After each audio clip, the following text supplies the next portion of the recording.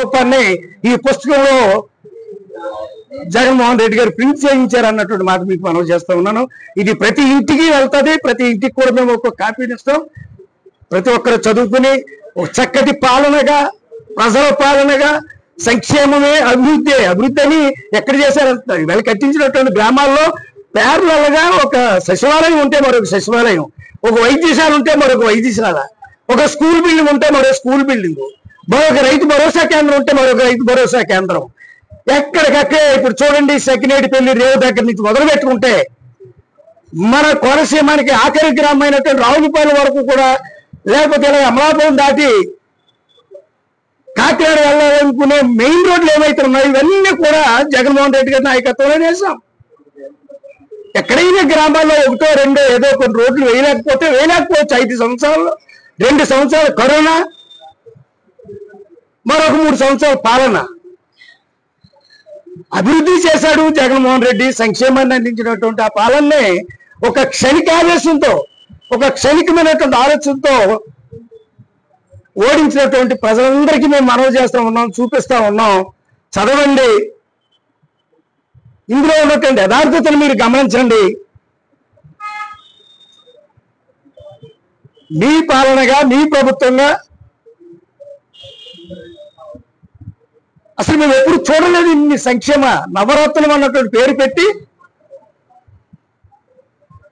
ఆ నవరత్నం ఉన్నటువంటి నవరసాలని మనకి అందించినటువంటి ప్రజల మనిషి, ప్రజా నాయకుడు, మాట ఇస్తే మాటను పోషించుకున్నటువంటి వ్యక్తి జగన్మోహన్ రెడ్డి గారు. ఆయన పాలన కోసం మరలా ప్రజలందరూ ఎదురు చూస్తూ ఉన్నారు. ఈ పుస్తకం చదివిన ప్రతి ఒక్క తెలుగు వాళ్ళు మరలా తిరిగి జగన్మోహన్ రెడ్డి గారి యొక్క నాయకత్వాన్ని బలపరుస్తారని నేను విశ్వసిస్తా ఉన్నాను, నమ్ముతా ఉన్నాను. ఇలాంటి మహత్తరమైనటువంటి కార్యక్రమాన్ని నా చేతుల మీదుగా ఆవిష్కరించే అదృష్టం నాకు పార్టీ పెద్దలైనటువంటి గౌరవనీయులు మా చెర్ల జగ్గిరెడ్డి గారు నాకు ఇచ్చినందుకు వారికి కూడా కృతజ్ఞతలు తెలియజేసుకుంటూ మరొకసారి అందరికీ పేరు పేరున రామచంద్రపురం నుంచి మా చిరంజీవి సూర్యప్రకాష్, అదేవిధంగా గన్నవరం నుంచి శ్రీనివాసరావు, ముమ్మడవరం నుంచి, ఈ విధంగా మండపేట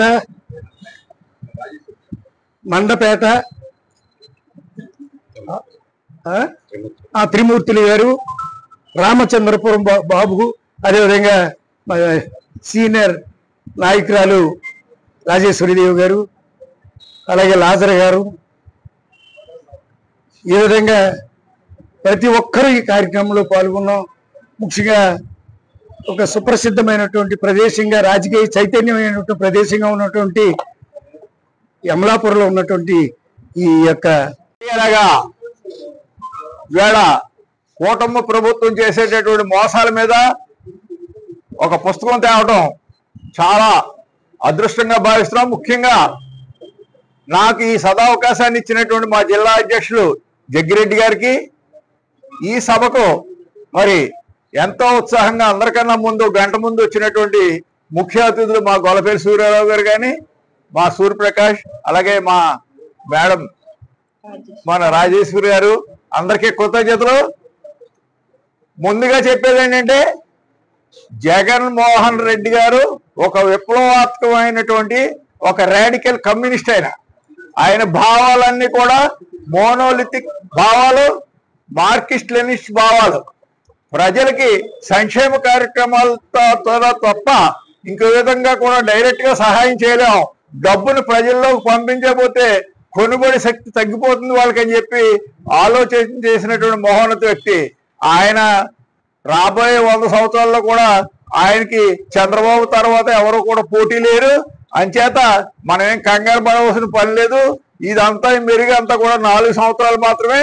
తర్వాత అంతా కూడా రాబోయే రాజ్యాలన్నీ కూడా జగన్మోహన్ రెడ్డి గారి కనుసరణలో నడిచే రాజ్యాలే వస్తాయని మీ అందరికీ మనం చేస్తున్నాం. ముఖ్యంగా వారు చేసినటువంటి 2 మోసాలు మీకు చెప్తాను. జగన్మోహన్ రెడ్డి గారు సోలార్ పవర్లో 2.5 రూపాయలకి మరి పవర్ కొంటే అప్పుడు గొగ్గోలు పెట్టేశాడు. కానీ వాస్తవానికి ఏంటి, ఈవేళ జగన్మోహన్ రెడ్డి గారు 2.5 రూపాయలు సోలార్ పవర్ కొనటం వల్ల మన రాష్ట్రానికి 600 కోట్ల రూపాయలు సేవ్ అయింది. మరి నువ్వు వచ్చి ఏం చేసావు? యాక్సిస్ పవర్ వాళ్ళకి సుమారు 1100 కోట్ల రూపాయలకి అమ్మేసి మనకు 600 కోట్ల రూపాయలు నష్టం చేశావు. అలాగే పోలవరం బ్యారేజ్ డయాఫ్రమ్ వాల్ కడతానని చెప్పి 1100 కోట్ల రూపాయలు తినేసి మరి కేసీఆర్ గారు అక్కడ హైదరాబాద్ లో మేడిగడ్డ మరి ఆ ప్రాజెక్ట్ లో మరి వేలాది కోట్లు తినేసినటువంటి విధంగా ఇక్కడ ఈ ప్రాజెక్ట్ ను కూడా నువ్వు 1100 కోట్ల రూపాయలు స్వాహా చేయడానికి సిద్ధంగా ఉన్నావని ఇలా ఎన్నో కార్యక్రమాలు, ముఖ్యంగా విద్యార్థులు, స్టూడెంట్స్ ఈవేళ విద్యనంతా కూడా సర్వనాశనం చేసేసి రాజ్యాంగం చెప్పినటువంటి మౌలిక సూత్రాల్లో ప్రధానమైనటువంటి విద్యని పేద బడుగు బలహీన వర్గాలకి అగ్రవర్ణ పేదలకి దక్కకుండా చేసి నువ్వు సుమారు మరి ఆవేళ జగన్మోహన్ రెడ్డి గారు 5 సంవత్సరాల్లో కూడా కార్పొరేట్ విద్యని అందరికీ కూడా ఫ్రీ ఆఫ్ కాస్ట్ మరి వాళ్ళ నాన్నగారులాగే అందరికీ కూడా విద్యను అందజేసి కొన్ని లక్షల మంది విద్యార్థులు ఇంజనీరింగ్ మెడిసిన్ చదువుకోవడానికి ఈ దేశ సంపదకి రాష్ట్ర సంపదకి మరి ఆయువు పట్టినటువంటి విద్యను సర్వనాశనం చేసేసి రాబోయే 2-3 తరాలు అంటే 10 సంవత్సరాల పిల్లల్ని వ్యవసాయ కూలీలుగా మార్చేసి దౌర్భాగ్య స్థితిలో నువ్వు రాష్ట్రాన్ని గెంటేస్తున్నావు. ఈవేళ ప్రజలందరూ కూడా గమనించారు. విద్యార్థులే నీకు సరైన గుణపాఠం చెప్తారు. అంచేత నువ్వు ఖచ్చితంగా అందరికీ ఫ్రీ ఎడ్యుకేషన్ ఇవ్వాలి. అలాగే విద్యా హక్కు అనేది భారతీయులందరికీ మరి ఒక హక్కు, అది ఆ హక్కును నువ్వు కాలు రాసేటటువంటి అధికారం నీకు లేదని ఈ సభ ద్వారా తెలియజేస్తూ thank you very much. Thank you అనండి. మిత్రులందరికీ కూడా నా హృదయపూర్వక నమస్కారాలు తెలియజేసుకుంటూ, ఈ కూటమి ప్రభుత్వం అధికారంలోకి వచ్చి ఏడాది పూర్తయిన సందర్భంగా ఈ సంవత్సరం కాలం మొత్తం కూడా చంద్రబాబు నాయుడు గారు ఏం చేశారు, ఆనాడు ఎన్నికల్లో ఏం హామీలు ఇచ్చారు, తీరా అధికారంలోకి వచ్చిన తర్వాత ఆ హామీలను అమలు చేశారా లేదా అనేది ఒకసారి మీ ద్వారా ఈ రాష్ట్ర ప్రజల్ని ఒకసారి ఆలోచించుకోవాలని సందర్భంగా మనం చేసుకుంటున్నాం. ఎందుకంటే ఎన్నికల ముందు సూపర్ 6, సూపర్ 7 అని చెప్పి దాదాపు 143 హామీలు, 135 హామీలు దగ్గరగా ఆనాడు చంద్రబాబు నాయుడు గారు ఇచ్చి తీరా అధికారంలోకి వచ్చిన తర్వాత ఒక్క పెన్షన్ మినహా, అది కూడా 3,50,000 పెన్షన్ కోత విధించి ఆ పెన్షన్ మినహా ఏ ఒక్క హామీని నిలబెట్టుకోకుండా సంవత్సరం కాలం మొత్తం కాలయాపన చేసిన ప్రభుత్వం ఈ కూటమి ప్రభుత్వం. ఎందుకు ఈ మాట అంటున్నామంటే, దాదాపు 2 రోజుల క్రితం మన అందరం కూడా చంద్రబాబు నాయుడు గారి ప్రెస్ మీట్ చూసాం. తల్లికి వందనం ప్రెస్ మీట్ సంబంధించి ఒక ప్రెస్ మీట్ లో ఏం మాట్లాడారు అని అంటే, మేము ఈ సంవత్సరం కాలం మొత్తం కూడా సూపర్ 6 హామీలను మేము అమలు చేశాం. ప్రతిపక్ష నాయకులు కానీ పార్టీలు కానీ సూపర్ 6 హామీల గురించి మాట్లాడితే వాళ్ళ నాలుక మందమని అనుకోవాలని ఈ సందర్భంగా చంద్రబాబు నాయుడు గారు వ్యాఖ్యలు చేయడం మేము అందరం కూడా చూసాం.